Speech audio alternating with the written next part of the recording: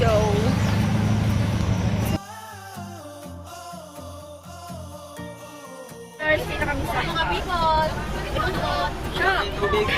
Hi guys, we are here now in our first destination, Bamboo Plantation in Malubay, Doria Oriental, Mindoro.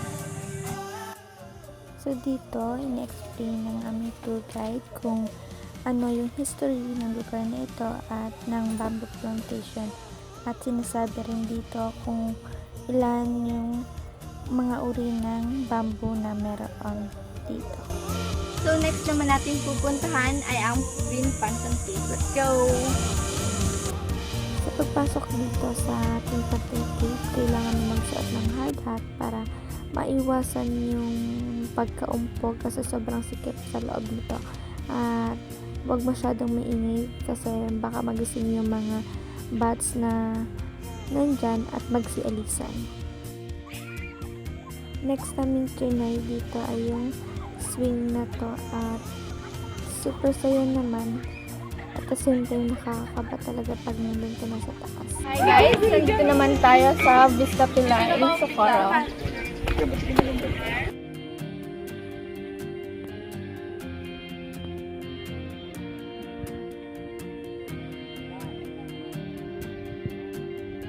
We're here sa Arsenia para kumain. Guys!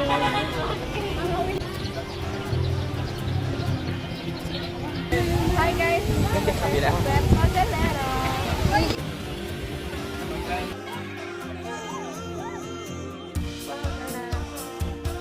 So after the long ride, dito naman kami nagstay sa White Beach, La Estrella, El Residencia.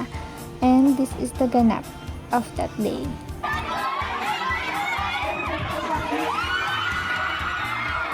Nandito naman tayo ngayon sa Mangyan Village dito sa Puerto Galera. So tara! Talipanan Village. Talipanan Village. Mangyan Village.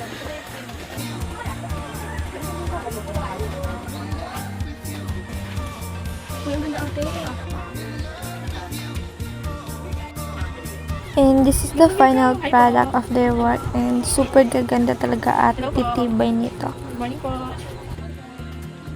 Hello po. Magandang umaga po. Opo, mamaya po.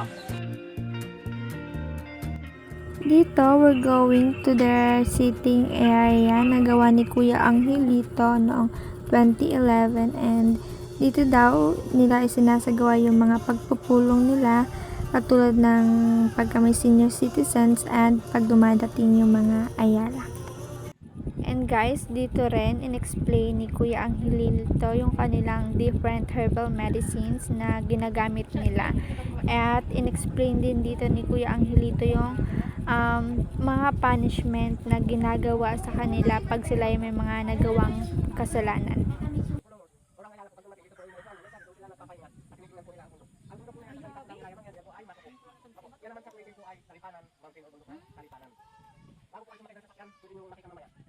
Kasi po, ang nakikita mo sa silangan, yung pupunong yan, yan po yung kami po namin. Opo, yan. Yan po ang tinatawag na pangpano. Kanya pong balat ay lalakain. Tapos yung ayaw, hindi pa sa yung po ng kanyang bata, patakain nyo, pag nakayo, lalabas yung katas yung kata. Yan po yung lasang may nagkara, tapos yung po yan dahil. Ito po ay gamot sa sakit ng ulo, at saka yung lagyan. Oh, yung liquid, yan po, sama po yan.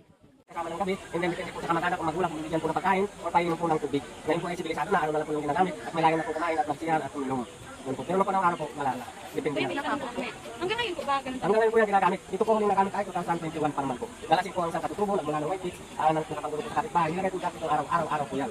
Yan po ay sa ngayon, ay nilalagyan na ng ubod, pero nung panahon ng araw ay wala po. And then yan po ay sa tabi pa rin ng daan hanggang ngayon. Kasi pag nakita ng iba, parang siya ay magtularan. Kaya nilagay yan sa tabi ng daanan. Okay po, may tanong pa?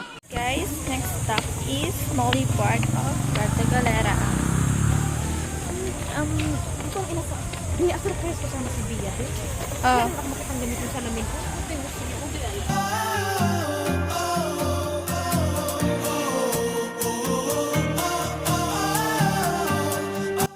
Dito naman, Sir Emmanuel give a brief history about Puerto Galera.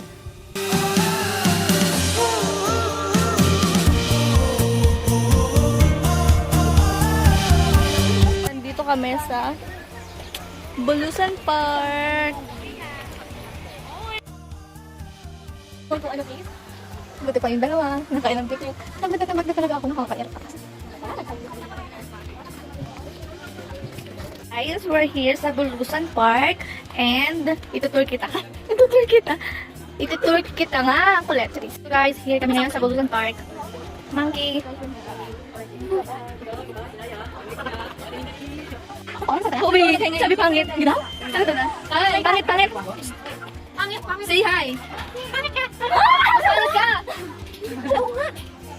Pangit. Wow, ganda. Ayaw namin sa'yo. Pangit ka. Hi, who are you? Ostrich. Ostrich, no? Hala, ang laki mo. Tangkad, Hi, guys. Reindeer daw. Sa baling daw ko. Deer? Oh my God! Ano? Oh my God! Tiger. I got the eye of the tigers! Oh my God! Oh my God!